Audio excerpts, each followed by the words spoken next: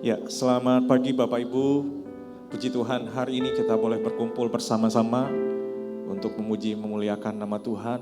Mari saya ajak kita semua persiapkan hati kita. Kita mau memberi yang terbaik untuk Tuhan. Dan saya juga menyapa bagi jemaat Tuhan yang ikut ibadah ini melalui Zoom. Bapak Ibu, mari kita siapkan hati kita bersama-sama. Kita mau satukan hati, kita mau menikmati hadirat Tuhan di pagi hari ini. Haleluya, mari kita angkat pujian ini. Ku ingin menikmati pribadimu Tuhan.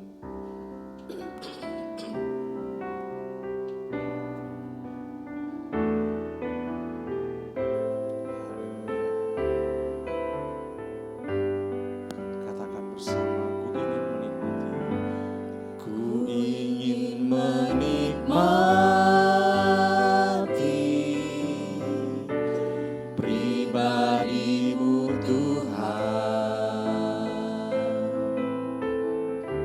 seperti rusa rindu mata air jernih, harta dan kekayaan,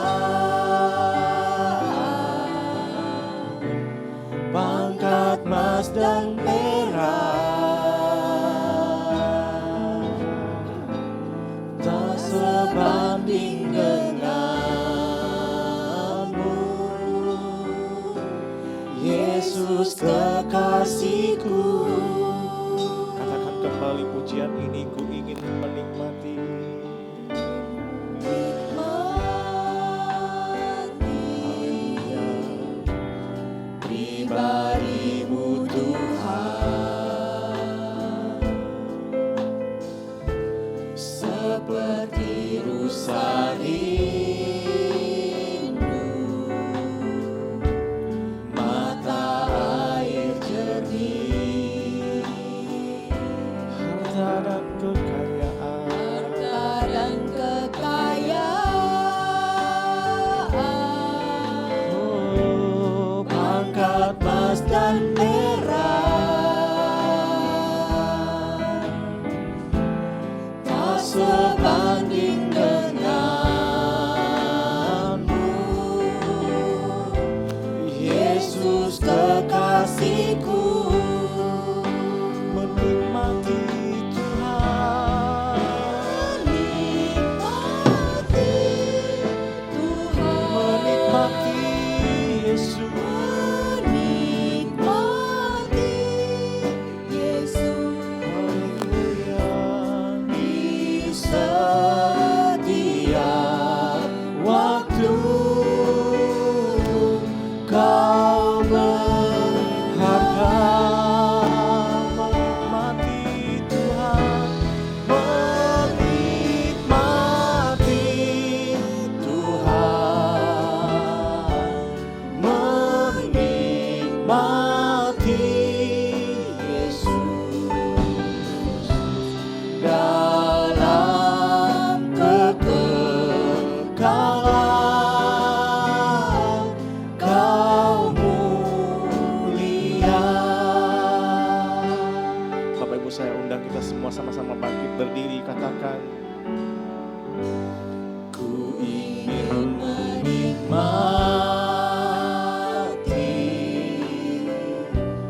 pribadimu Tuhan, seperti rusa rindu mata air jernih,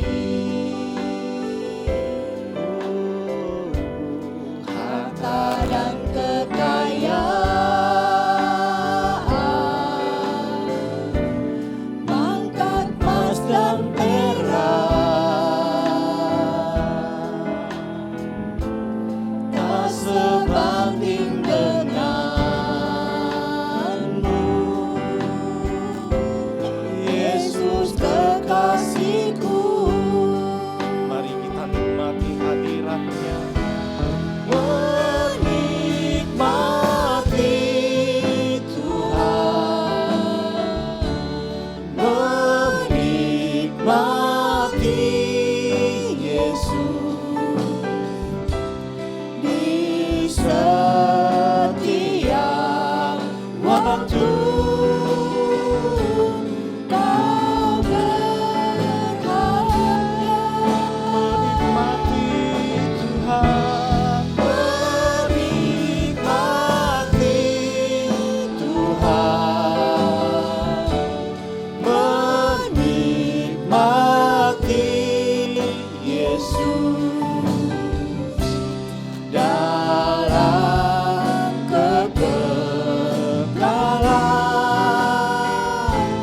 Kau mulia, katakan ku cinta Kau Yesus, ku cinta Kau Yesus, ku puji Kau Yesus, ku sembah Kau Yesus, Tuhan dan Rajaku dengan senang hati dan dengan segenap jiwaku akan budi ku cinta Kau Yesus, ku cinta Kau Yesus, ku puji Kau Yesus, ku sembah Kau Yesus,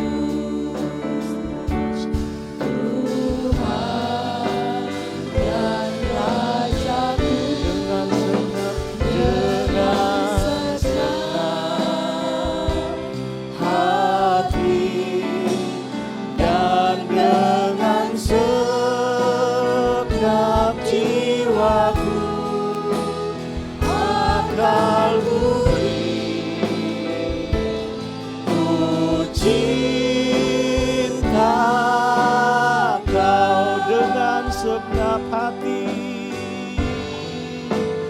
dengan segenap hati dan dengan segenap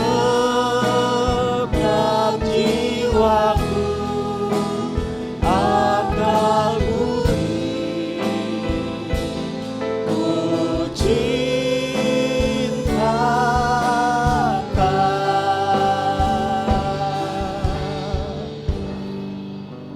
Ibu Agnes akan bawa kita dalam doa pembuka. Saudara-saudara, mari kita berdoa. Tuhan Yesus, terima kasih Tuhan Yesus yang baik. Terima kasih atas penyertaan-Mu sepanjang 1 minggu ke belakang Tuhan.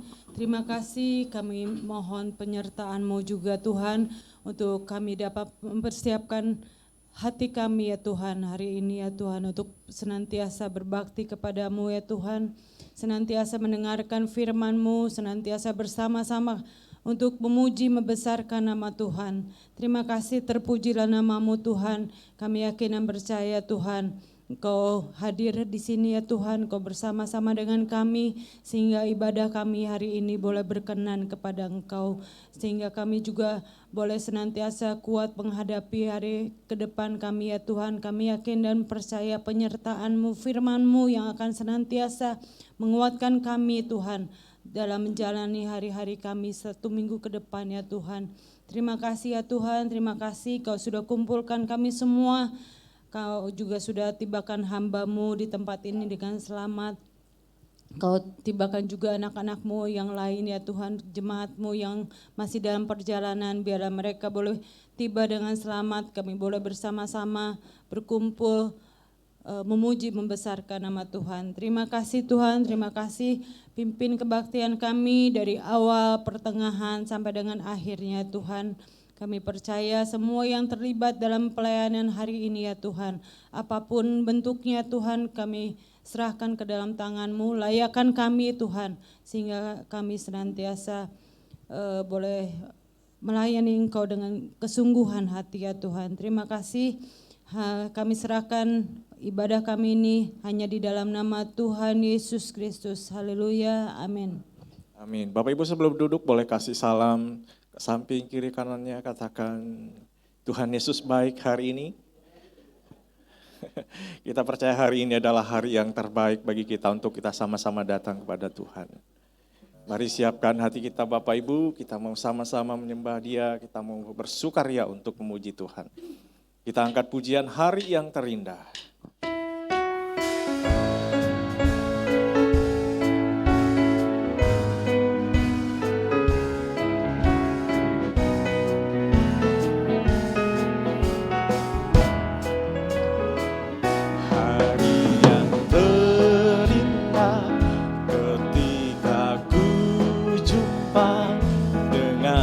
Yesus yang menjadi kekasih hatiku, walau banyak rintangan jalan yang di hadapan, kasih-Nya kini jadi kuatku. Oh, di hatiku ada cintanya, di hatiku. Di hatiku, ku cinta padanya, ku ingin selalu bersamanya, bertumbuh dalam imanku padanya.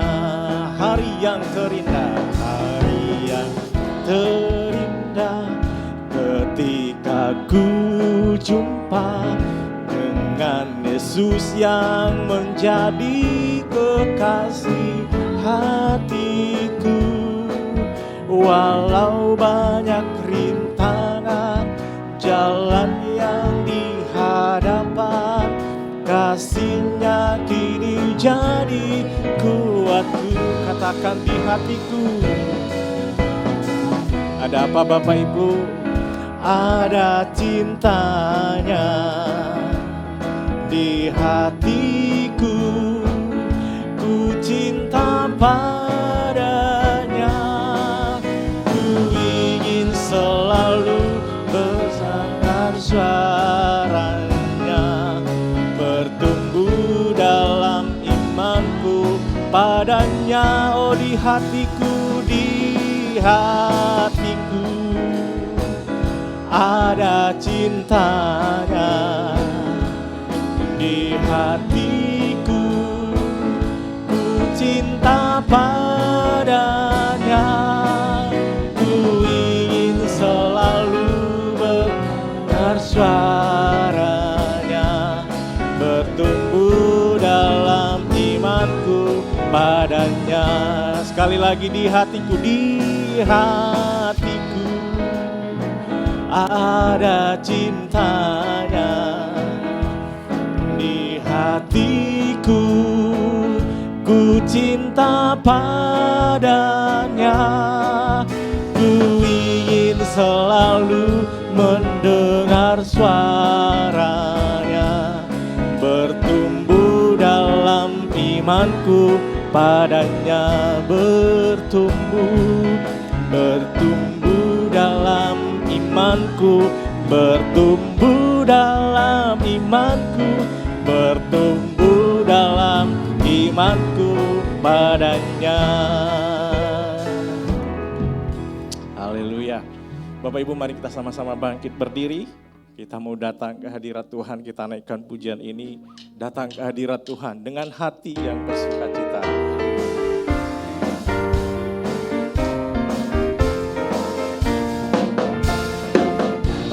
Hadirat Tuhan dengan hati yang bersukacita, datang ke hadirat Tuhan dengan senyum dan muka yang gembira, tanggalkan beban dan kesedihan yang ada di dalam hatimu, kenakan jubah pujian, sambut hadirnya Sang Raja, dan tunggu gunung-gunung pun bersorak-sorai memuji Dia, dan pohon-pohon pun bertepuk tangan memuji Dia. Sekalian kita di sini berkumpul dan memuji Dia. Yesus Tuhan Raja, Dialah yang bertata di atas pujian. Datang ke hadirat Tuhan, datang ke hadirat Tuhan dengan hati yang penuh sukacita. Amin. Datang ke hadirat Tuhan dengan senyum dan muka yang gembira. Tanggalkan beban dan kesedihan yang ada di dalam hatimu. Kenakan jubah pujian, sambut hadirnya Sang Raja, dan gunung-gunung pun bersorak-sorai memuji Dia. Haleluya. Dan pohon-pohon pun bertepuk tangan memuji Dia. Sekalian kita yang di sini, sekalian kita di sini berkumpul dan memuji Dia. Yesus Tuhan Raja, Dialah yang bertata di atas pujian. Dan gunung-gunung pun bersorak-sorai memuji Dia. Haleluya. Dan pohon-pohon pun bertepuk tangan memuji Dia. Sekalian kita di sini berkumpul dan memuji Dia. Yesus Tuhan Raja, Dialah yang bertata di atas pujian. Yesus Tuhan Raja, Dialah yang bertata di atas pujian. Yesus Tuhan Raja, Dialah yang bertata di atas pujian. Silakan duduk Bapak Ibu. Mungkin ada jemaat Tuhan yang rindu untuk maju ke depan, untuk menyaksikan kebaikan Tuhan dalam sepanjang minggu ini. Silakan Pak Agus. Selamat pagi saudara sekalian, saya mau menyaksikan begitu besar kasih Tuhan terhadap saya dan istri saya. Kalau bulan Oktober kemarin, saya ada penyumbatan jantung ya saudara di dua sisi gitu ya. Puji Tuhan bisa diambil dan bisa dibersihkan ya Tuhan. Tuhan menyertai saya. Lalu kemarin bulan ini istri saya kateter juga. Ternyata dia lebih parah saudara daripada saya. Jadi dia harus di-bypass saudara.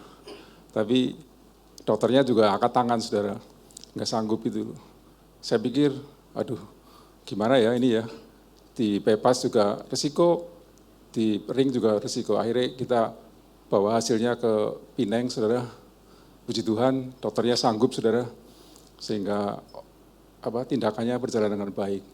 Itu semua karena kasih campur tangan Tuhan. Kita diberi ketenangan, sukacita, sehingga menjalani semuanya dengan baik. Terima kasih kepada saudara-saudara yang telah mendoakan, Wagem, dan juga Ibu Gembala. Terima kasih, Tuhan Yesus memberkati. Saya masih memberikan satu lagi kesempatan bagi Bapak Ibu. Masih ada lagi yang mau bersaksi? Ada? Baiklah Bapak Ibu, kalau sudah tidak ada, mari kita lanjutkan pujian kita hari ini. Mari kita bersama-sama bernyanyi keindahan di dalam Yesus.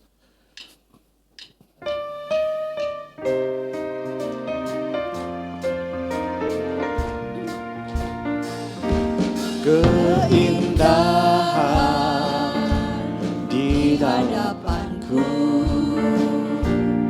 kemurahan di belakangku, kekuatan di sisiku, keyakinan di dalamku, kemenangan di perjalananku. kesukaan di hatiku, kedamaian dalam sanubarimu, keindahan di dalam Yesus. Hidup ini sangat indah dengan Yesus. Hidup ini berarti bersama Dia. Hidup ini tambah manis setiap hari, karena Yesus menuntun hidupku. Keindahan dalam Yesus. Keindahan di hadapanku, kemurahan di belakangku, kekuatan di sisiku, keyakinan di dalamku, kemenangan di perjalananku, kesukaan di hatiku, kedamaian dalam sanubariku, keindahan di dalam Yesus. Hidup ini sangat indah dengan Yesus. Hidup ini berarti bersama Dia. Hidup ini tambah manis setiap hari, karena Yesus menuntun hidupku. Sekali lagi, hidup ini sangat indah dengan Yesus. Hidup ini berarti bersama Dia. Hidup ini tambah manis setiap hari, karena Yesus menuntun hidupku. Karena Yesus menuntun hidupku. Karena Yesus menuntun hidupku. Haleluya. Kita aminkan pujian ini ya Bapak Ibu ya, bahwa apapun keadaan kita, Tuhan pasti ada di dalam setiap kehidupan kita. Seperti tadi kesaksian Pak Agus yang luar biasa, saya percaya Pak Agus, Ibu Siana bisa melewati semua ini, karena Tuhan ada di dalam kehidupannya. Mari Bapak Ibu sama-sama kita mau siapkan hati kita mau mendengarkan yang terbaik bagi kita pagi hari ini. Firman Tuhan yang akan menjadi kekuatan kita dalam kehidupan kita sehari-hari. Haleluya. Kita naikkan pujian ini bersama.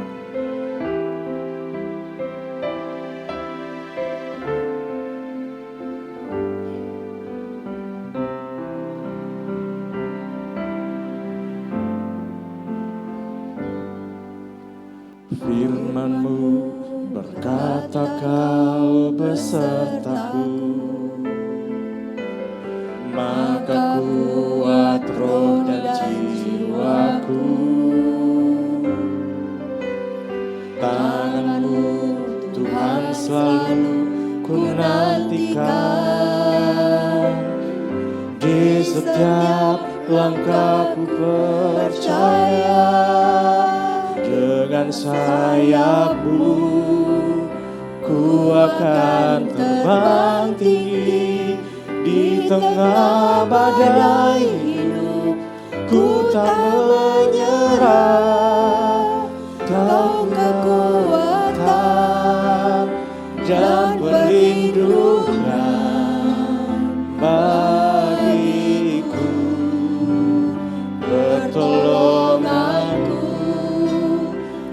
tempat maha tinggi, ku mengangkat tanganku, aku berserah.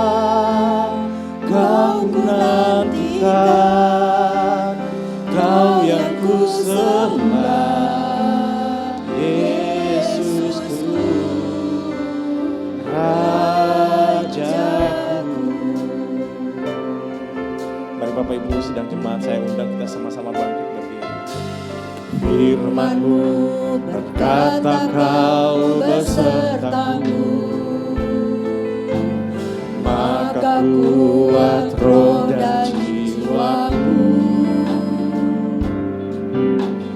Tangan-Mu Tuhan selalu ku nantikan, di setiap langkahku percaya dengan sayap-Mu. Ku akan terbang tinggi di tengah badai hidup, ku tak menyerah. Kau ku nantikan dan perlindungan bagiku, pertolonganku di tempat maha tinggi.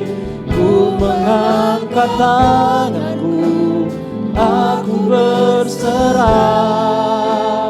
Kau ku nantikan, Kau yang ku sembah, berserah, Rajaku.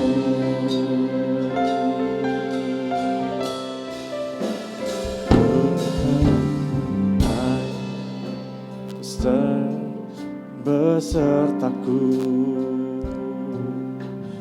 maka kuat roh dan jiwaku. Tangan-Mu Tuhan selalu ku nantikan, di setiap langkahku percaya dengan sayap-Mu. Ku akan terbang tinggi di tengah badai hidup, ku tak menyerah. Kau kekuatan dan perlindungan bagiku, pertolonganku di tempat maha tinggi. Ku mengangkat tanganku, aku berserah. Kau ku nantikan, Kau yang ku sembah. Kau ku nantikan, Kau yang ku sembah. Kau ku nantikan, Kau ku nantikan, Kau yang ku sembah, Yesusku, Rajaku. Muliakan bahwa kita dalam doa firman Tuhan. Haleluya. Terima kasih Tuhan, kami bersyukur bahwa kami memiliki Allah yang luar biasa dalam kehidupan kami. Engkau Allah yang sanggup melakukan segala perkara, Bapa. Terima kasih Tuhan, kami mau bawa hati kami saat ini. Kami merendahkan hati kami Tuhan untuk mendengar firman-Mu. Kami percaya Tuhan, hanya firman-Mu Tuhan yang memberikan kami kekuatan. Hanya firman-Mu Tuhan yang memberikan kami jawaban. Terima kasih Tuhan, kami percaya hamba-Mu Tuhan Engkau telah siapkan bagi kami. Kami percaya Tuhan Engkau akan berbicara melalui hamba-Mu. Urapi Tuhan, penuhi dia dengan kuasa Roh Kudus-Mu. Biarlah Tuhan hanya isi hati-Mu saja yang keluar dari bibir lidah hamba-Mu ya Bapa. Kami percaya kami pulang akan membawa berkat. Kami percaya Tuhan kami pulang akan membawa mujizat yang daripadamu ya Bapa. Kami percaya kami pulang akan membawa kemenangan. Terima kasih Tuhan Yesus. Kami serahkan Tuhan pembawaan firman-Mu pada pagi hari ini hanya di dalam nama Tuhan Yesus Kristus. Haleluya. Amin. Silakan duduk Bapak Ibu, pelayanan selanjutnya saya serahkan kepada Bapak Pendeta Edi Budiawan. Salam sejahtera dalam kasih Tuhan kita Yesus Kristus. Saya sangat senang sekali kalau pada pagi hari ini saya kembali diberi kesempatan ada di depan jemaat AMS ini dan melayani Bapak Ibu Saudara dengan firman Tuhan.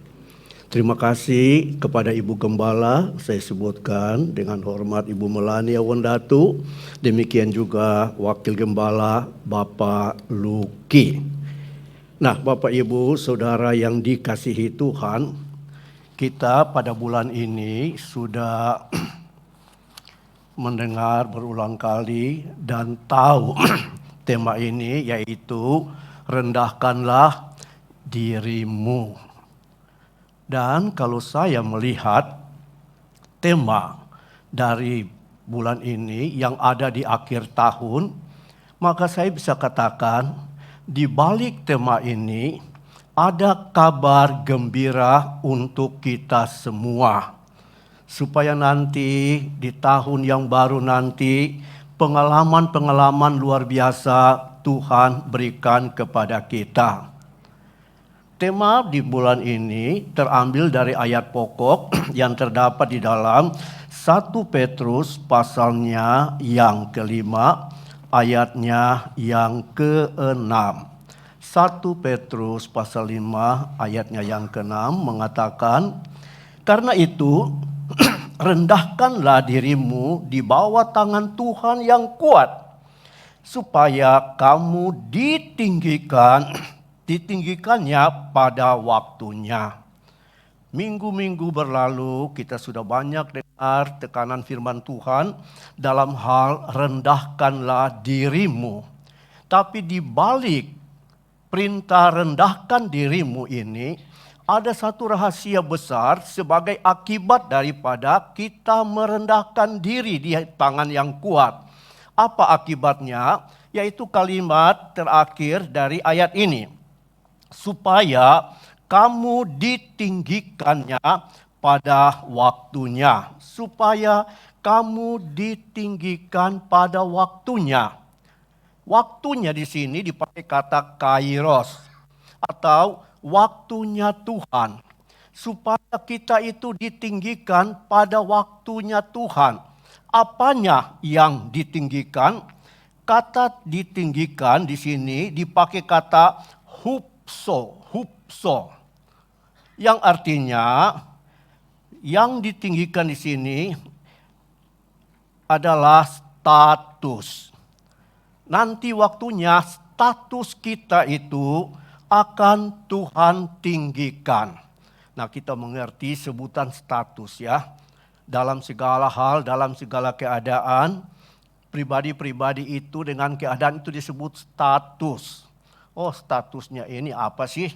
Statusnya ini apa sih? Tergantung keadaannya. Dan kita akan lihat bagaimana status kita dalam arti yang positif. Kalau kita tahu merendahkan diri di bawah tangan Tuhan, maka status kita pada waktunya akan Tuhan tinggikan. Saya akan berikan contoh secara lengkap. Dalam sejarah Alkitab Perjanjian Lama, khususnya bagi keselamatan bangsa Israel. Atau sampai sekarang, pada dasarnya sebelum Allah mengerjakan keselamatan dalam satu bangsa yaitu Israel ataupun dalam satu pribadi, di situ Allah sudah punya 7 rencana dengan kata akan, 7 akan yang akan Tuhan buat kepada orang-orang berdosa yang akan diselamatkan. Nah, kalau kita lihat secara lengkap, 7 akan itu Nanti bapak-bapak, ibu-ibu bisa ikuti, walaupun dalam ayat-ayat ini tidak tertulis akan, tapi di dalamnya sudah termasuk kata akan. Keluaran pasalnya yang ke-6, Keluaran pasalnya yang ke-6, lalu kita akan membaca ayatnya yang ke-4 sampai dengan ayatnya yang ke-7. Keluaran 6 ayat 4 sampai 7. Ya, saya bacakan, dikatakan, tetapi aku sudah mendengar juga orang Israel yang telah diperbudak oleh orang Mesir. Dan aku ingat kepada perjanjianku. Ayat 5, sebab itu katakanlah kepada orang Israel, akulah Tuhan. Lalu kita lihat akan pertama. Akulah Tuhan. Aku akan membebaskan kamu dari kerja paksa orang Mesir. Akan pertama yaitu membebaskan mereka dari kerja paksa Mesir. Dan kedua, akan melepaskan kamu dari perbudakan mereka dan menebus kamu dengan tangan yang teracung dan dengan hukuman-hukuman yang berat. Akan 1 dan akan 2 itu menunjukkan status yang jelek, yaitu status Israel selama mereka di Mesir. Mereka itu disebut menjadi para budak-budak Mesir. Kalau sekarang kita di perjanjian baru, yaitu para budak-budak dosa, orang-orang yang selalu hidup dalam perbuatan dosa.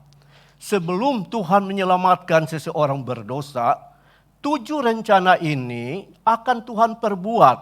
Dan kepada Musa Tuhan sudah kasih tahu pertama, yaitu aku akan membebaskan mereka dari kerja paksa orang Mesir. Kedua, melepaskan mereka dari perbudakan. Ini status yang paling tidak enak. Status orang berdosa. Lalu yang ketiga tadi, aku akan menebus mereka dengan tangan yang teracung dan dengan hukuman-hukuman yang berat. Dengan tangan yang teracung. Nah, nanti kita lihat dalam definisi tangan itu apa. Ayat 6. Aku akan mengangkat kamu menjadi umatku dan aku akan menjadi Allahmu. Akan berikut, yaitu aku akan mengangkat kamu menjadi umatku. Status sekarang berubah. Sesudah status orang berdosa, sekarang statusnya naik menjadi umatku. Kata umat dalam bahasa asli Ibrani dipakai kata laos, yang artinya menjadi milik Allah. Tadi status mereka pembuat dosa milik setan. Tapi dalam rencana keselamatan, orang-orang berdosa itu berubah status. Sekarang mereka akan menjadi umatku. Laos artinya menjadi milikku. Berikut dikatakan, dan aku akan menjadi Allah mereka. Aku akan menjadi Allah mereka. Dulu yang menjadi Tuhan mereka itu adalah si Firaun, si setan. Tetapi sekarang dikatakan Tuhanlah yang akan menjadi Allah mereka. Status mereka baik, supaya kamu mengetahui bahwa akulah Tuhan Allahmu yang membebaskan kamu dari kerja paksa orang Mesir. Dan berikut, dan aku akan membawa kamu ke negeri yang dengan sumpah telah kujanjikan memberikannya kepada Abraham, Ishak dan Yakub, dan aku akan memberikannya kepadamu untuk menjadi milikmu. Dan terakhir dikatakan, akulah Tuhan. Nah, Bapak Ibu yang saudara yang dikasihi Tuhan, dari 7 akan ini Tuhan sanggup genapi. Dalam sejarah Israel, Tuhan bisa membawa mereka sampai kepada status yang luar biasa. Mereka ada di dalam suatu negeri yang berkelimpahan. Status mereka sekarang menjadi pribadi-pribadi yang ada di dalam kelimpahan. Kelimpahan ini bukan hanya semata tentang materi, tetapi kelimpahan-kelimpahan di sini adalah dalam hal kebajikan, limpah dalam segala perbuatan yang baik. Dan kelimpahan di sini dikatakan kalau Allah sudah bawa mereka sampai ke sana. Bagaimana cara Allah bawa? Yaitu dengan pimpinan tiang awan, lambang pimpinan kuasa Roh Kudus. Dan setiap hari mereka harus makan mana selama 40 tahun. Orang-orang yang akan sampai kepada status kelimpahan ini adalah orang-orang yang mau hidupnya selalu dipimpin oleh tiang awan atau Roh Kudus. Orang-orang yang selalu setiap hari mau makan mana, mau menerima firman Tuhan. Dan orang-orang yang hidupnya dipimpin oleh Roh Kudus dan selalu mau menikmati firman Tuhan, Tuhan pasti akan bawa dia sampai kepada janji Allah yang adalah dalam kelimpahan. Kalau sudah sampai di sana, Tuhan berkata, "Aku akan berikan negeri itu." Negeri itu artinya kehidupan. Aku akan memberikan kehidupan yang ada dalam kelimpahan itu menjadi milikmu. Menjadi milikmu. Dan sesudah generasi itu mendapat negeri kelimpahan, maka di kitab Ulangan dikatakan negeri itu harus menjadi milik pusaka. Kelimpahan itu harus menjadi milik pusaka. Maksudnya apa? Kalau orang tua yang sudah berhasil mendapatkan kehidupan, status yang baik itu harus menjadi pusaka. Supaya bila orang tua itu meninggal, pusaka rohani ini bisa ditinggalkan kepada anak-anaknya. Kalau itu sudah menjadi pusaka, bila anak itu mati, cucunya pun bisa mendapatkan pusaka itu. Nah, itu Bapak Ibu, Saudara yang dikasihi Tuhan, 7 rencana keselamatan yang akan mengubah status kehidupan seseorang. Dari seseorang pembuat dosa bisa jadi seseorang yang rajin berbuat baik. Nah, semuanya itu dapat dikatakan hanya diperoleh lewat merendahkan diri. Rendahkanlah dirimu di bawah tangan Tuhan. Nah, kalau kita berbicara tentang merendahkan diri, seringkali kita suka campur aduk dengan rendah hati. Sekali lagi, seringkali kata rendah hati suka dicampur aduk dengan merendahkan diri. Bagi saya, seseorang itu bisa merendahkan dirinya kalau dia itu bisa rendah hati. Karena kata rendah hati dan merendahkan diri sama-sama dipakai kata, dalam kata Yunani itu dipakai kata tapeino, atau dalam kata Latin itu dipakai kata humilis. Cuma beda. Kalau rendah hati prakteknya tidak terlalu susah dan definisinya juga tidak terlalu panjang. Orang yang rendah hati artinya dalam hidup orang itu ada rasa hormat, memiliki hormat. Sekalipun dia tampil dengan kebesaran yang ada pada dirinya, tapi kalau dia melihat orang lain, apalagi yang di bawah-bawah dia, kalau dia rendah hati karena dia punya rasa hormat, ada hormat, maka dia suka memberi hormat. Kalau dia ke kantor, mungkin ada pembantu pelayan lagi kerja. Kalau dia rendah hati, "Dek, boleh nggak Bapak lewat?"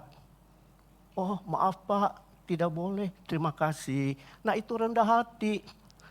Tahu menghormati. Tahu menghormati. Nah, sedangkan merendahkan diri, nah ini definisi lebih jauh, lebih luas. Tapi dua-dua pakai kata. Baik tadi dikatakan yaitu tapeino atau dalam kata Latin humilis. Dari kata humilis itu akan datang kepada kata humus. Nah, bingung juga ya, apa hubungan rendah hati, merendahkan diri dengan kata humus. Definisi dari kata humilis yaitu turun merendah dekat ke bumi. Turun merendah dekat ke bumi. Nah, semua kita tahu apa itu humus, khususnya Pak Agus ya, dunianya Pak Agus. Nah, itu humus itu adalah pohon-pohon yang besar, lalu sudah tinggi besar, lalu daunnya waktu ketika akan jatuh turun ke bumi. Nah, waktu daunnya yang jatuh turun ke bumi, bila dibiarkan dia turun ada di bumi, dia akan berubah menjadi pupuk. Nah, pupuk inilah yang akan memberikan kesuburan dan kehidupan. Orang yang rendah hati, humilis, humus, artinya orang yang rendah hati dia itu akan menjadi pupuk untuk kehidupan, untuk semangat bagi orang lain. Coba saja Bapak Ibu yang dikasihi Tuhan. Satu ketika ada jiwa baru yang datang beribadat. Waktu pulang kita tidak hormati dia, tidak rendah hati. Oh bro, puji Tuhan sudah datang beribadat. Oh dari mana? Aduh sambut lihat dengan rendah. Oh seperti kita jadi pupuk untuk semangat dia. Jadi pupuk untuk kehadirannya berikutnya. Tapi kalau kita tinggi hati, ada yang baru. Om, bro, minggu depan datang lagi enggak? Nah itu yang tinggi hati. Maka humus di dalam kerendahan hati artinya orang yang rendah hati dia akan menjadi pupuk kesuburan bagi orang-orang lain. Sedangkan dalam tema ini dia tidak semata mengatakan harus rendah hati, tetapi merendahkan diri. Nah, untuk merendahkan diri kita perlu suatu contoh supaya gampang dimengerti saat kita masuk dalam definisi merendahkan diri. Bilangan pasal 22 ayat 31. Bilangan 22 ayat 31 mengatakan, kemudian Tuhan menyingkapkan mata Bileam, dilihatnyalah malaikat Tuhan dengan pedang terhunus di tangannya, berdiri di jalan, lalu berlututlah ia dan sujud. Lalu berlututlah ia dan sujud. Maka kata merendahkan diri beda dengan rendah hati. Kata merendahkan diri di sini artinya membungkuk, merendahkan diri sampai mukanya ke tanah. Kalau tadi humus, atas turun, daun sampai ke tanah. Orang yang merendahkan diri, dirinya itu direndahkan. Seperti Bileam. Dia duduk sujud, lalu mukanya sampai ke tanah. Nah itu merendahkan diri. Berikut dikatakan, membungkuk, merendah sampai mukanya ke tanah, tanda merendahkan diri dan mengenali kelebihan dari otoritas yang lebih tinggi. Jadi orang yang tahu merendahkan diri, bila dia berhadapan dengan otoritas yang lebih tinggi, dia akan tunduk, merendah, tidak lawan. Itu cari mati namanya. Kedua, orang yang merendahkan diri dikatakan orang yang membungkukkan dirinya, merendahkan diri, tunduk dan menyerahkan diri kepada otoritas yang lebih tinggi. Orang yang merendahkan diri, dia tunduk dan lebih daripada itu menyerahkan diri kepada otoritas yang lebih tinggi, baik secara literal ataupun juga selain kata dengan secaranya literal, juga dikatakan dengan maupun dengan kata figuratif. Berikut dikatakan, merendahkan diri itu artinya membungkukkan diri, merendahkan diri, yang dalam hal ini artinya menyembah kepada otoritas yang lebih tinggi. Maka Yesus di dalam Filipi pasal 2 dikatakan, hendaklah kamu dalam hidupmu bersama menaruh pikiran dan perasaan juga yang ada dalam Kristus Yesus. Yang walaupun ia dalam rupa Allah, tetapi dia telah mengosongkan dirinya. Merendahkan diri itu dirinya dikosongkan, tidak ada apa-apanya. Allah dia tinggalkan, surga dia tinggalkan, bahkan datang ke dalam dunia, dirinya dia ambil pada posisi manusia, bahkan yang terendah, yaitu hamba. Nah, ini posisi merendahkan diri. Yesus lakukan itu karena dia tunduk kepada otoritas di atas adalah kehendak Bapa. Saya seringkali suka mengikuti kisah bagaimana pengusaha-pengusaha besar yang ada di Amerika, yang punya kantor-kantor cabang di negara-negara bagian. Maka suatu ketika bos ini ingin melihat keadaan kantor-kantor cabang di tempat lain. Supaya dia bisa melihat langsung, biasanya dia merendahkan diri. Dia tinggalkan pusat, dia sewa kos rumah sekitar kantor cabang, lalu dia melamar jadi pegawai biasa. Dia melamar jadi pegawai biasa. Sesudah diterima, lalu dia mulai bekerja. Selama dia bekerja sebagai pegawai biasa, padahal dia bos, lalu dia bisa melihat mana pegawai yang baik, mana pegawai yang tanggung jawab, mana pegawai yang aneh-aneh dan aneh-aneh. Setelah sekian lama, dia pantau semua itu pegawai dengan tanggung jawab, baru dia tinggalkan. Pulang ke pusat, tulis surat panggilan khusus kepada mereka yang berdedikasi baik, yang loyal. Nah, mereka yang mendapat surat panggilan ke pusat, lututnya longgar. Aduh, ada apa? Kami dipanggil di pusat, habislah riwayat kami. Tetapi sampai di pusat, mereka dipanggil masuk ke kantor bos utama yang tadi sudah merendahkan diri jadi pegawai. Masuk, masih kenal wajah saya? Masih nggak kenal wajah saya yang kemarin kamu bentak-bentak saya di sana? Habis, kepecat. Tapi dia lihat yang baik. Ada bapak-bapak 13 tahun kerja, sampai anak cucu dia punya, tapi tetap setia. Pak, saya melihat Bapak sangat loyal dalam pekerjaan, memiliki dedikasi. Nih bonus untuk Bapak. Dapat uang sekian, dapat waktu libur keluarga, dapat pada nangis. Pokoknya yang baik-baik itu dapat hadiah. Nah, itu namanya merendahkan diri. Diri kita itu dapat dikatakan direndahkan. Dan bisa saya katakan, ada orang-orang yang tidak mampu untuk merendahkan diri. Itu ada orang-orang yang sombongnya nggak ketolongan. Orang yang sombong itu biasanya merasa diri lebih sampai tidak lagi menghargai, menghormati yang lain. Ya, saya lihat di sini ada yang lebih-lebih ya. Ada yang lebih gemuk. Lebih apa? Gemuk tapi nggak sombong. Amin. Nanti ada orang yang lebih ini.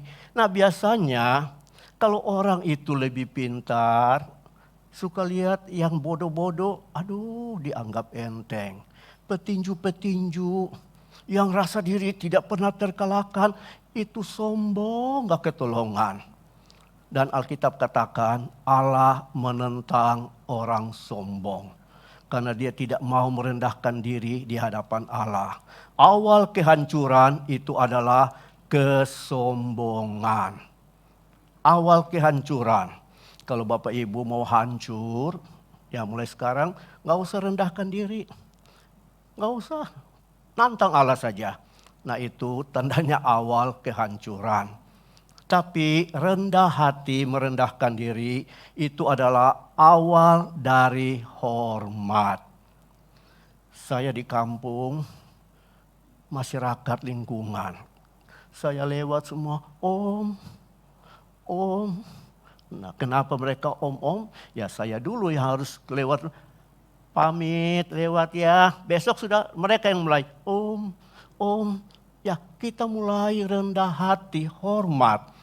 Maka mereka juga akan menghormati kita. Anjing saja, kalau Anda baik dengan dia, hormat, dia baik. Anda galak sama dia, habis digigit lah engkau. Itu anjing, dia tahu balas kebaikan dengan kebaikan, kejahatan dengan kejahatan. Nah, coba kita lihat berikutnya di dalam Kejadian pasal 6 ayat 1 sampai 4. Ini orang-orang yang sombong. Kejadian pasalnya yang ke-6 ayat 1 sampai ayatnya yang ke-4. Ketika manusia itu mulai bertambah banyak, jumlahnya di muka bumi, dan bagi mereka lahir anak-anak perempuan. Maka anak-anak Allah melihat bahwa anak-anak perempuan manusia itu cantik-cantik.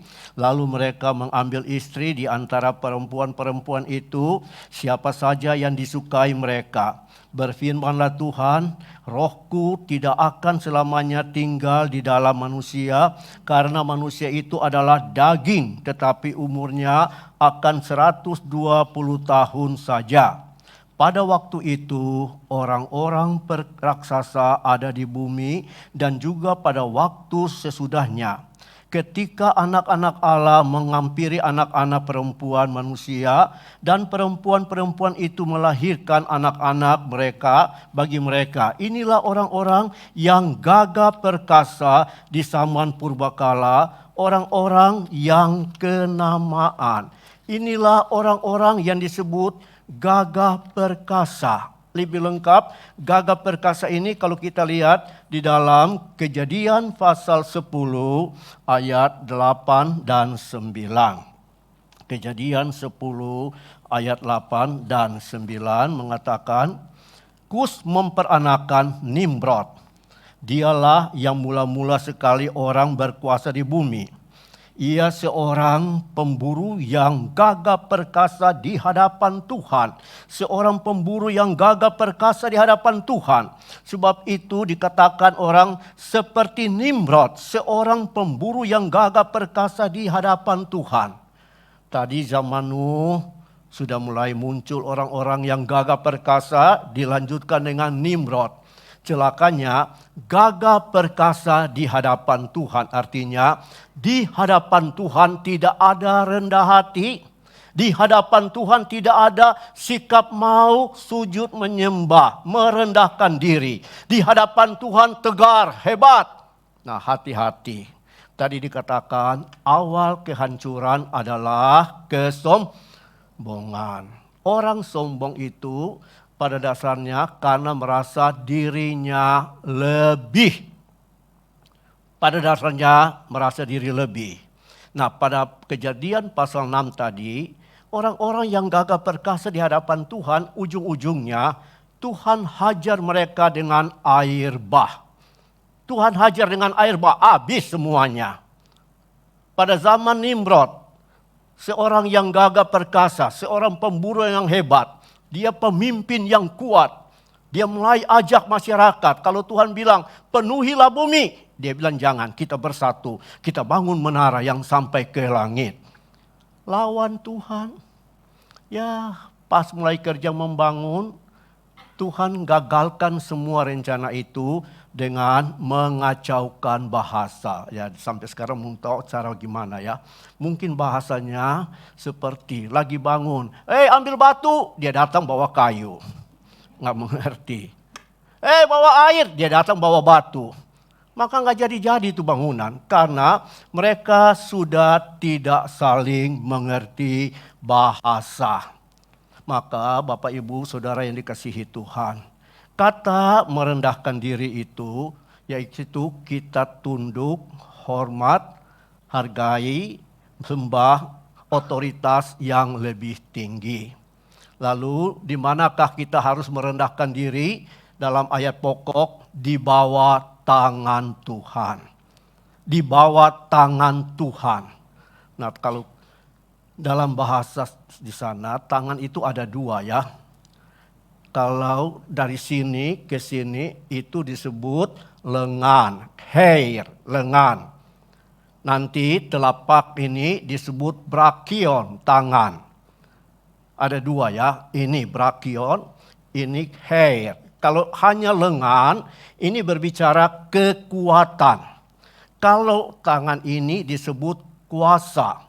Kalau semuanya ini akan disebut kekuatan kuasa Allah.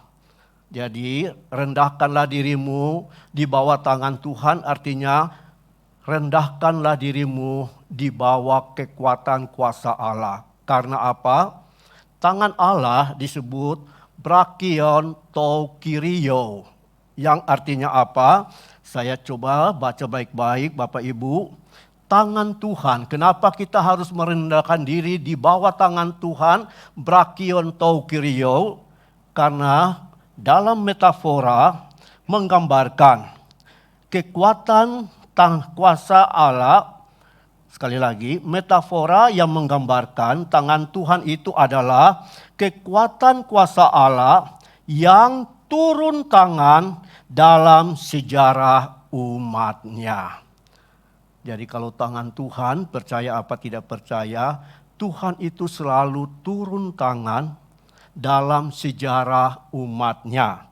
Berikut, tangan Tuhan adalah kekuatan dan kuasa yang tertinggi yang mengatur dan mengendalikan segenap kehidupan umatnya. Jadi Bapak Ibu, tangan Tuhan itu disebut adalah tangan yang mengendalikan dan mengatur segenap kehidupan umatnya.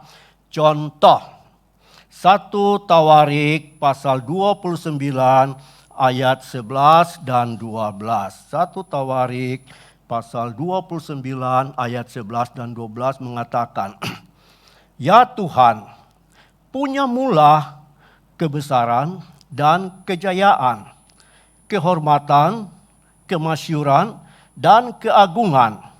Ya, segala-galanya yang ada di langit dan yang di bumi. Ya Tuhan, punyamulah kerajaan, dan Engkau yang tertinggi itu melebihi segala-galanya sebagai kepala. Sebab, nah ini kita perhatikan baik-baik, kekayaan dan kemuliaan berasal daripadamu. Dan Engkaulah yang berkuasa atas segala-galanya.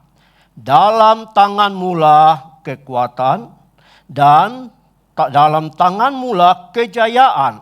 Dalam tanganmulah kuasa untuk membesarkan dan kuasa untuk mengokohkan segala-galanya.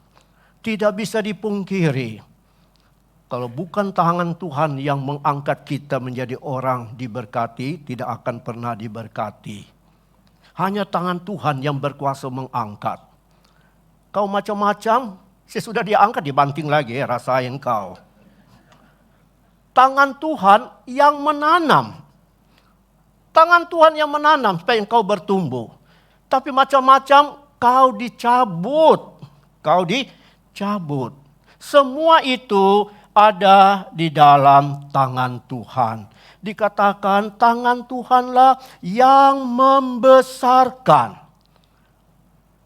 Usaha kita, toko kita, apa saja yang kita buat yang baik, itu tangan Tuhan yang bisa membesarkan dia. Selain membesarkan, tangan Tuhan yang mengokohkan. Maka kita harus merendahkan diri di bawah tangan yang menentukan itu.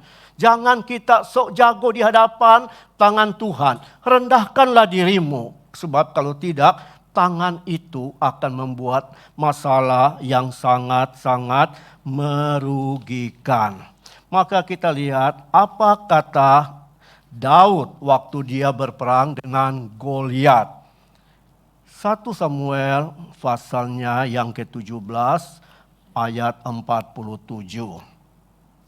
Dan supaya segenap jemaat ini tahu bahwa Tuhan menyelamatkan bukan dengan pedang dan bukan dengan lembing. Sebab di tangan Tuhanlah pertempuran dan ia pun menyerahkan kamu ke dalam tangan kami. Di dalam tangan Tuhanlah pertempuran. Dalam tangan Tuhanlah yang disebut peperangan. Dengan kata lain, Tuhanlah yang menentukan siapa yang menang, siapa yang kalah di dalam peperangan.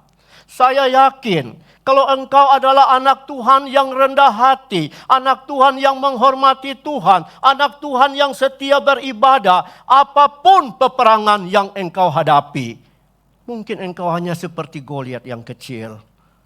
Lawanmu, seperti Daud yang kecil. Dan musuhmu seperti Goliat. Gak usah takut. Tuhan yang menentukan siapa menang, siapa kalah.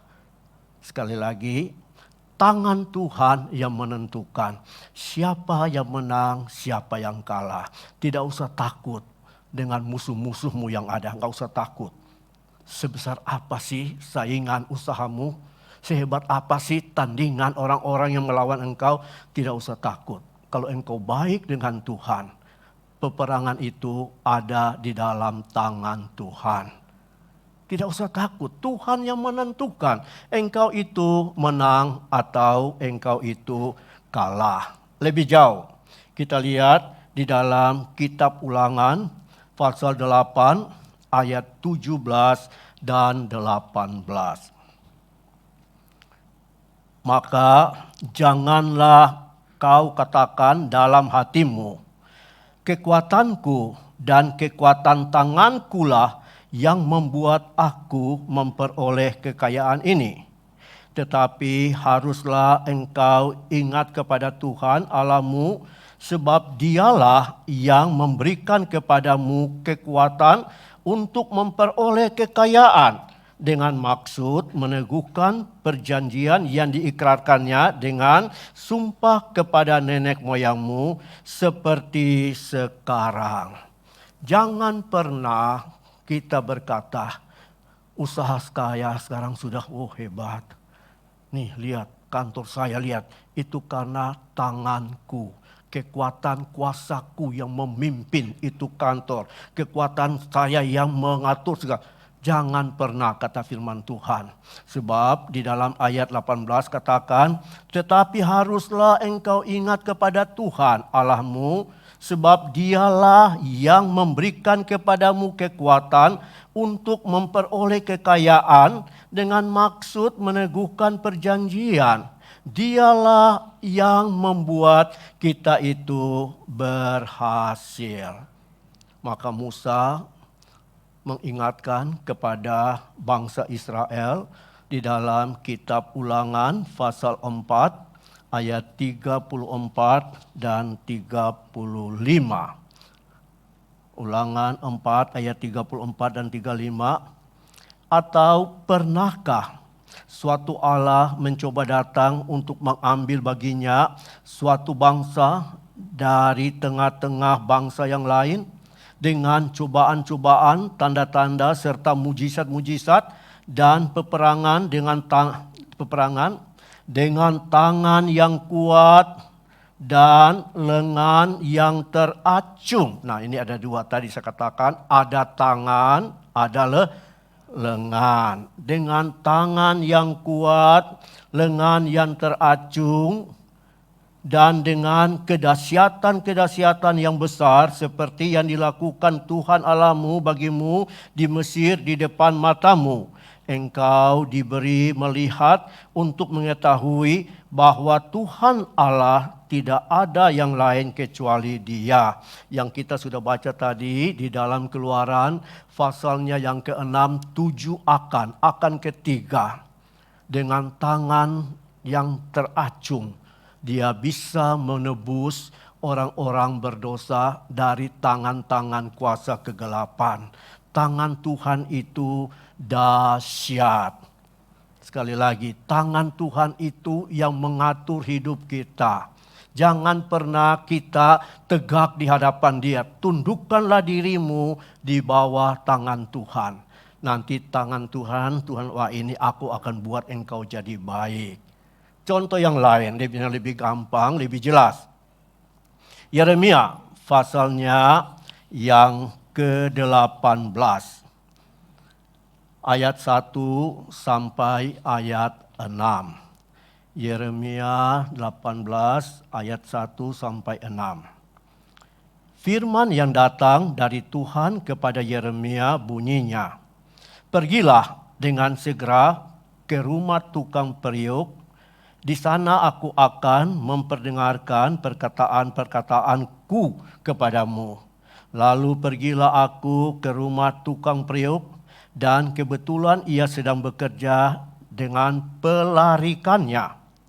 Apabila bejana yang sedang dibuatnya dari tanah liat di tangannya itu rusak, maka tukang periuk itu mengerjakannya kembali menjadi bejana yang lain menurut apa yang baik pada pemandangannya." Nah, kita berterima kasih ya. Di sini tukang periuk itu digambarkan seperti Tuhan dengan tangannya yang selalu membentuk hidup kita. Amin. Berapa kalikah engkau sudah dibentuk baik jadi rusak? Sudah dibentuk baik jadi rusak. Tapi puji akan nama Tuhan. Tangan tukang periuk adalah tangan yang baik.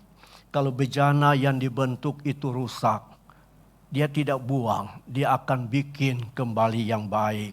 Mungkin yang lebih baik dari yang pertama.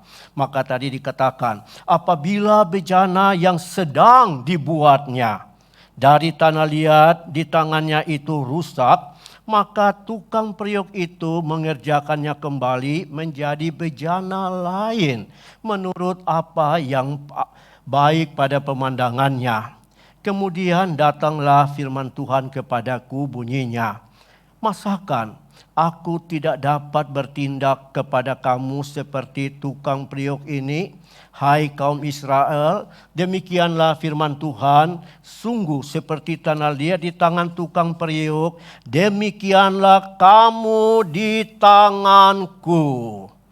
Seperti tanah di dalam tangan tukang periuk." Ayat yang lain, jangan pernah tanah itu berkata kepada tukang periuk, "Hei tukang periuk, bikin saya jadi ini." Itu tidak ada kamus. Tangan tukang periuk yang menentukan, bukan engkau yang menentukan. Maka kalau kita rendah hati, merendahkan diri di bawah tangan Tuhan, ketika kelak status kita akan berubah, tanah diinjak-injak gak kepake. Tapi Dia bisa ambil dengan tangannya. Dengan tangan ini Dia bisa membentuk tanah itu menjadi sesuatu yang sangat baik. Kalau mungkin jemaat yang masih belum bertobat dengan kereta api berjalan, maksudnya apa itu? Nanti engkau Tuhan bikin dari tanah liat. Bikin apa itu? Asbak. Yang suka masih belum terlepas, Tuhan bikin engkau jadi apa? Asbak. Yang rajin memberi, memberkati, Tuhan bikin engkau tempat tabungan uang. Simpan-simpan duit. Yang suka melayani baik, Tuhan bikin engkau pot bunga. Taruhlah dia di ruang tamu. Orang datang lihat dia senang. Yang suka masak-masak, Tuhan bikin dia gentong air. Amin. Taruhlah dia di dapur hanya untuk apa? Isi air. Ya tentunya tidak. Yang jelas, tangan Tuhan akan membentuk kita menjadi sesuatu dari status yang tidak baik menjadi status yang baik. Contoh, manusia pertama. Semua alam semesta dijadikan dengan cara apa? Berfirmanlah Allah. Jadi, berfirmanlah Allah. Jadi, berfirmanlah Allah. Jadi. Tapi untuk manusia aneh. Allah yang ada di surga, dia turun ke bumi. Tangannya yang gak pernah pegang becek. Tangan Allah yang gak pernah kotor. Tapi untuk tanah itu berubah menjadi manusia, dia bentuk dengan tangannya sendiri. Dengan tangannya dia bentuk. Maka jadilah manusia. Gara-gara kita lah tangan Allah yang gak pernah kotor jadi kotor. Amin. Nah itu hebatnya tangan Allah. Maka Bapak Ibu yang dikasihi Tuhan. Mari kita harus akui. Apapun juga hidup kita semua itu ada di dalam kuasa tangan Tuhan. Karena tangan itu yang mengatur sejarah hidup kita. Saya jujur, kalau saya berdoa, Tuhan, buatlah sejarah hidup kami menjadi sejarah yang baik. Jangan buat sejarah hidup kami menjadi sejarah yang tidak baik. Lewat tangan Tuhan, Dia akan membuat sejarah hidup kita semua menjadi sejarah hidup yang baik. Lalu kita lihat di sini kita baca satu kisah lagi yang baik. Dan mungkin jemaat bisa ambil keputusan bagaimana ketika Daud berbuat salah kepada Tuhan. Dia membuat Tuhan kesal, menghitung jumlah prajurit. Maka Tuhan suruh Nabi Gad, pergilah kepada Daud. Lalu, akibat kesalahanmu, pilih ada 3 sanksi yang akan kuberikan kepadamu. Pilih mau yang mana? Nanti aku akan hajar engkau. Nah, waktu kita baca, saya harap jemaat juga bisa pilih. Seperti Daud, pilih yang mana. 2 Samuel pasalnya yang ke-24 ayat 12 sampai 14. 2 Samuel 24, 12 sampai 14 mengatakan, pergilah katakanlah kepada Daud, beginilah firman Tuhan. 3 perkara kuhadapkan kepadamu, pilihlah salah satu daripadanya, maka aku akan melakukan kepadamu. Kemudian datanglah Gad kepada Daud, memberitahukan kepadanya dengan berkata, kepadanya akan datangkah menimpa engkau 3 tahun, sekali lagi akan datang menimpa engkau 3 tahun kelaparan di negerimu, atau maukah engkau melarikan diri dari 3 bulan lamanya dari hadapan lawanmu, sedangkan mereka itu mengejar engkau, atau akan adakah 3 hari penyakit sampar? Pilih yang mana jemaat?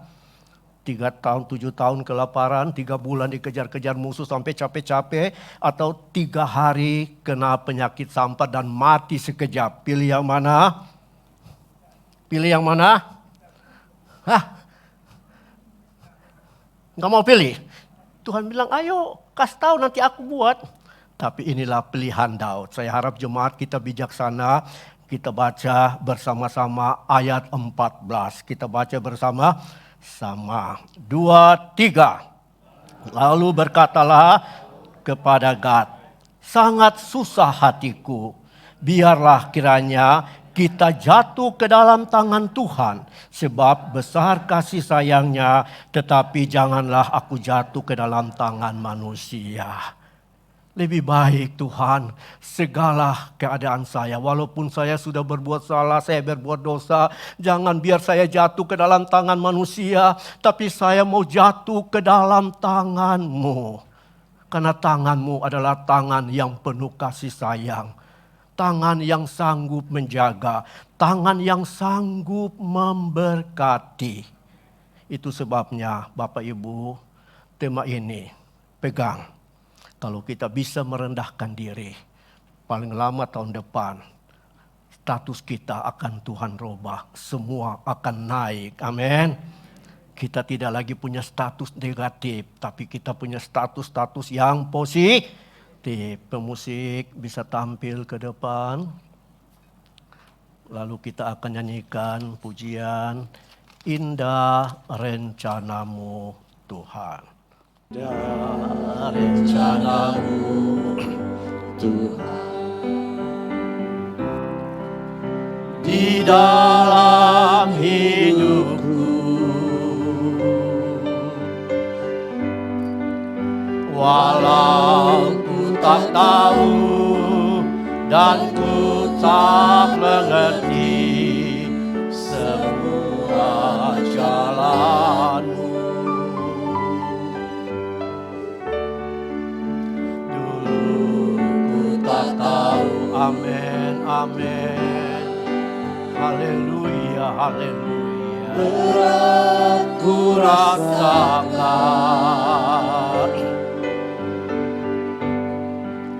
hati menderita, dan ku tak berdaya menghadapi semua. Tapi ku mengerti sekarang, Kau tolong padaku.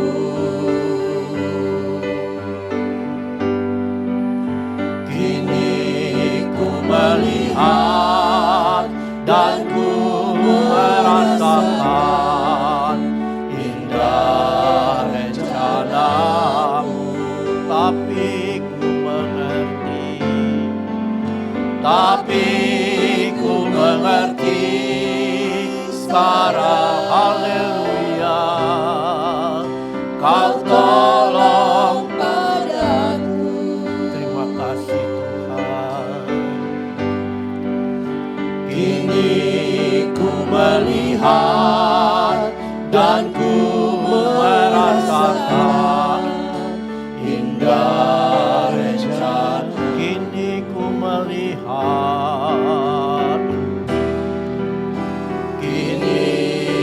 melihat, dan ku merasakan indah rencanamu. Haleluya. Di akhir dari kami mendengar dan menerima akan firman-Mu, kami datang dengan hormat dan syukur kepadamu Tuhan, karena Engkau sudah menyatakan untuk kami semua bahwa Engkau akan meninggikan, menaikkan status-status dalam segala kehidupan kami. Asalkan kami mau merendahkan diri kami selalu di hadapan-Mu. Kami percaya apa yang Engkau janjikan, Engkau sanggup mengadakan, melakukan bagi kami. Karena di dalam tangan-Mu ada kekuatan, di dalam tangan-Mu ada kuasa yang sanggup membuat yang tidak bisa menjadi bisa, yang tidak mungkin menjadi mungkin. Semua kami yang sudah datang berbuat bakti, kami hamba-Mu mendoakan, berkatilah kami semua, sehingga kami umat-umat-Mu yang ada, menjadi pribadi yang selalu mengenal, mengetahui, terlebih mengerti akan firman-Mu. Kami akan lakukan apa yang Engkau katakan dalam firman-Mu, dan kami percaya di saat kami merendahkan diri kami di bawah tangan-Mu, maka tangan-Mu itu akan menjadi seperti tukang periuk yang membentuk hidup kami menjadi bejana yang terbaik untuk hormat dan kemuliaan bagi nama Tuhan. Kami semua yang sudah hadir mendengar dan menerima firman Tuhan ini, Engkau berkati supaya kami pulang dengan pengertian yang benar tentang firman-Mu. Dalam nama Tuhan Yesus Kristus kami sudah berdoa. Haleluya. Amin. Jemaat duduk kembali.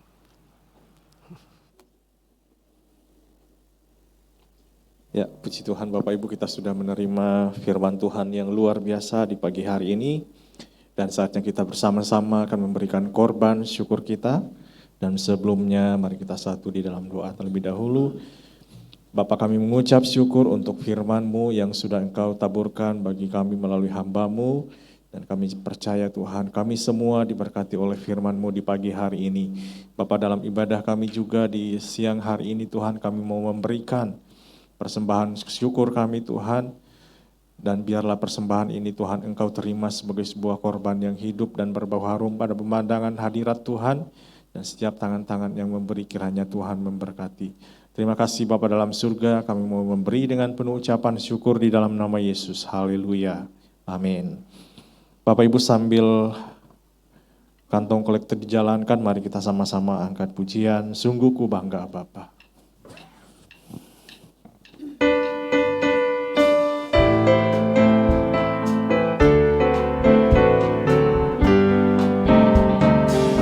Sungguh ku bangga Bapa, punya Allah seperti Engkau. Sungguh ku bangga Yesus, atas segala pengorbananmu.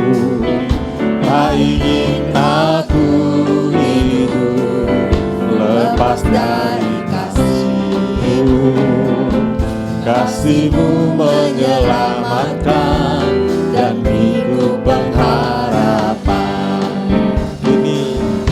Ini ku persembahkan apa yang aku miliki. Memang tiada berarti bila dibanding dengan kasih-Mu. Namun ku ingin memberi dengan sukacita di hati, karena ku tahu ini menyenangkan hati-Mu. Karena ku tahu ini menyenangkan hati-Mu.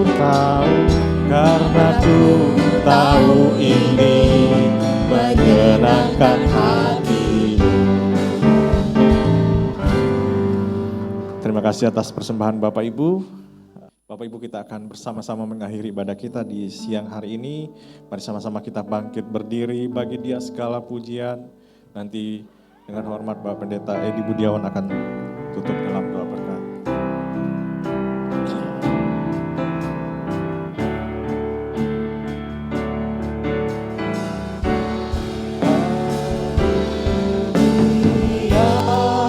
Segala pujian, hormat serta syukur kekal selamanya bagi Dia.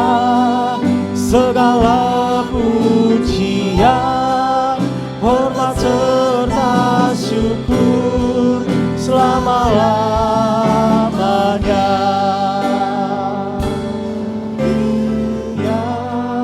Segala pujian, hormat serta syukur kekal selamanya bagi Dia. Segala pujian, hormat serta syukur selama-lamanya.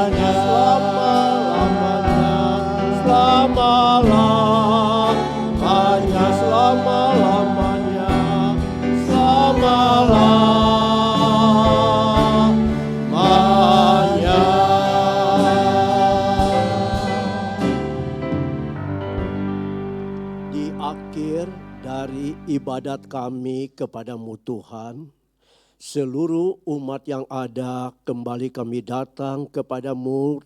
Kami tundukkan kepala kami di hadapan-Mu sebagai tanda kami menghormati Engkau Tuhan yang hadir, dan hati kami angkat kepadamu dengan syukur. Karena kami tahu Engkau adalah Tuhan dan Allah kami yang baik, Allah yang sungguh baik dan teramat baik bagi kami. Tiada pernah Engkau biarkan kami hari demi hari selalu Engkau beserta kami, dan tangan-Mu itu selalu ada di dalam segenap kehidupan kami, dan kami selalu ada di dalam tangan-Mu. Kami terpelihara, kami dijaga, kami dibuat mulia karena tangan-Mu yang menjadi pemimpin, pengatur dalam kehidupan kami. Kami percaya semua umat yang sudah datang berbuat bakti, semua sudah diberkati oleh Tuhan. Dan bila kami pulang sebagai orang yang telah diberkati Tuhan. Berkat Tuhan menyertai pribadi kami sepanjang minggu berjalan. Berkat Tuhan ada di dalam tiap-tiap rumah tangga kami. Berkat Tuhan ada di tempat usaha, pekerjaan, toko, warung, tugas, detail apa saja yang kami lakukan, Engkau buat itu selalu baik dan baik berhasil. Bila di antara kami ada yang terbaring karena sakit, kami minta dalam nama Yesus, tangan-Mu terulur di atas tubuh yang sakit, dalam nama Yesus yang sakit disembuhkan. Kami yang lemah, Engkau berikan kekuatan. Kami yang dalam persoalan hidup, Engkau berikan jalan keluar dengan kemenangan yang daripada-Mu. Terima kasih Tuhan. Kami yang sudah mengambil bagian dalam pelayanan ibadat ini, pemusik, pemimpin pujian, singer, bahkan pengatur sound semuanya, Engkau balas berkat dengan limpah. Akhirnya kekasih-kekasih, kembalilah Engkau ke tempat-Mu masing-masing dengan membawa berkat yang daripada Allah Bapa kita, kasih sayang dari anak-Mu Yesus Kristus, dan persekutuan yang manis dari Allah Roh Kudus menyertai kita, mengikat kita, menyempurnakan kita mulai saat ini sampai Maranatha. Tuhan Yesus datang kali yang kedua. Semua yang sudah diberkati Tuhan mengatakan amin. Tuhan memberkati kita.